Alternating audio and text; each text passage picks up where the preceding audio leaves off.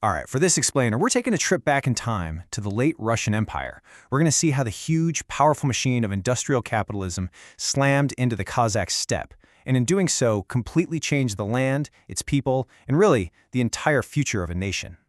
So let's start with the big question, right? How did this massive territory, mostly known for its nomadic culture, suddenly pop up on the radar and become such a critical prize for one of the most powerful empires in the world? To get to the bottom of that, we're going to break our story down into 5 parts. We'll kick things off with what the empire was after. Then we'll follow the money and the resources. We'll see who actually funded all this, how they moved everything around, and finally, we'll get to the real, human cost of this whole transformation. Okay, let's jump right in.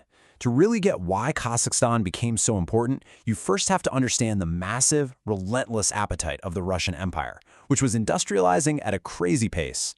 You see, the empire was basically this giant, hungry machine, and it needed fuel.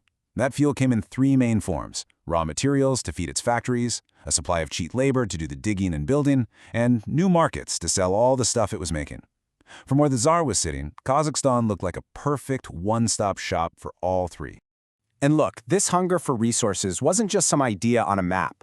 The Kazakh steppe was sitting on an incredible amount of actual, tangible wealth just under the topsoil. It was like a giant treasure chest just waiting for someone to come along and open it. So who actually found these treasures? It wasn't some team of geologists sent from St. Petersburg, no. A lot of the time it was local Kazakhs, people like Kozym Pishinbayev, who really knew the land and were the first to pinpoint these huge coal deposits and rich ore fields. But here's where the story takes a sharp turn. These incredible, world-class discoveries, found by locals, were almost instantly snapped up by Russian entrepreneurs, guys like Ushakov and Ryazanov, for next to nothing. We're talking about them buying up the rights to huge mineral wealth for shockingly low prices. Okay, so the story doesn't stop there, it just gets bigger. These Russian businessmen quickly figured out that yeah, they owned the rights to the minerals, but they didn't have the cash or the high-tech equipment for massive mining operations. And that, right there, was the open door for global players to rush in. Now, why did all this foreign money start pouring in? Well, it really boiled down to 2 things. First, there was a real lack of local know-how and modern tech. But second, and this is key, you had a system where corrupt officials were more than happy to take bribes and basically roll out the red carpet for foreign companies. And get this, you might think these foreign investors were big-shot industrialists, right? Nope. The sources describe them as just random people, teachers, butchers, translators. They'd get a loan from a bank in the West, buy up a mine on the cheap, and then make an absolute fortune selling the raw materials on the global market. It's pretty wild. And all this wheeling and dealing led to some seriously powerful international companies.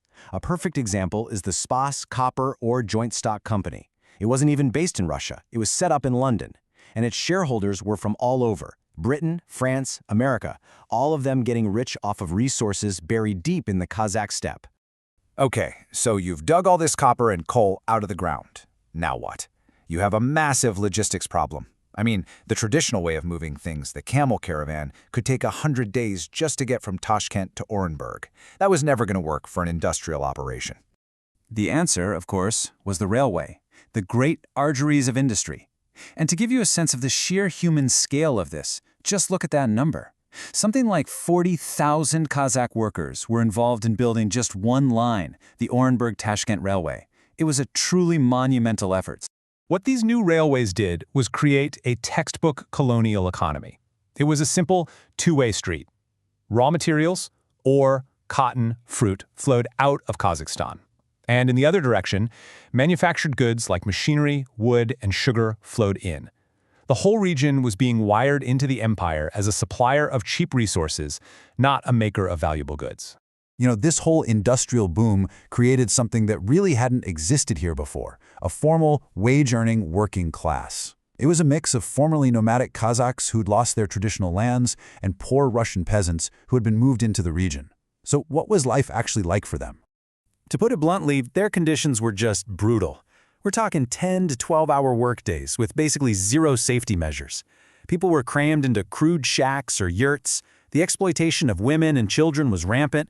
And as you can imagine, injuries and even death in the mines and on the railroads were tragically frequent. And if those awful conditions weren't bad enough, on top of it all was just flat-out systemic discrimination. This quote here from a researcher at the time, M. Krasovsky, is just jaw-dropping.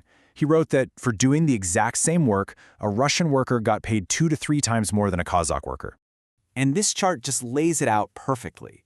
It wasn't some small difference, it was policy. The wage gap was massive. They basically built a two-tiered system where the local population was always at the bottom, providing the absolute cheapest labor for the empire's industrial machine. So when you step back and look at the whole picture, you see this really powerful paradox. On one hand, this was a time of intense exploitation and human suffering. But on the other, this period is what laid the very foundations of Kazakhstan's modern industrial economy. The mines, the railways, the cities, so much of it started right here. And that leaves us with a really important question for today. What lessons can a modern, independent Kazakhstan learn from this complicated legacy of foreign capital, resource extraction, and immense human cost?